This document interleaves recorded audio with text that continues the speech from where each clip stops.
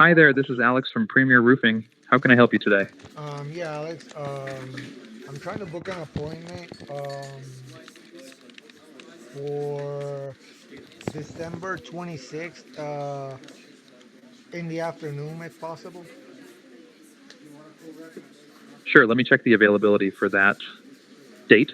While I pull that up, could you tell me your first name? Yeah, my first name is Mario.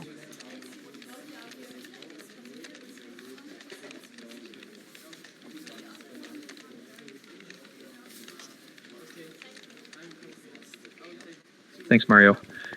We have openings on December 26th at 1 p.m., 2 p.m., and 3 p.m. in the afternoon. Which time Uh, works best for you? I'll take 3 p.m. Great choice, Mario. I've got you down for 3 p.m. To lock that in, could you provide me with the property address where the service will be performed? Actually, can you transfer me to the Spanish one? Hola, mi nombre es Celeste y es mi placer ayudarte hoy.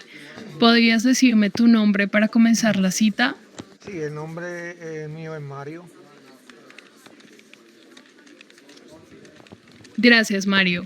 Para confirmar tu cita a las 3 p.m. el 26 de diciembre, ¿me podrías proporcionar la dirección de la propiedad donde se realizará el servicio? La dirección de la propiedad es 1234 calle A, Orlando, Florida. Entendi- Entendido, Mario. ¿Y cuál es el mejor número de teléfono para contactarte? El número de teléfono es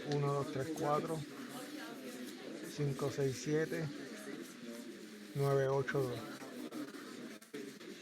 Per- perfecto, perfecto, Mario.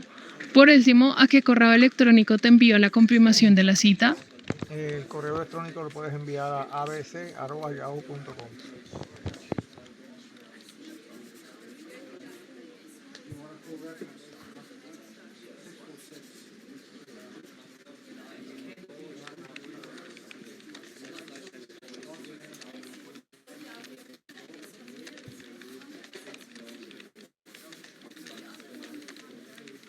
Listo, María.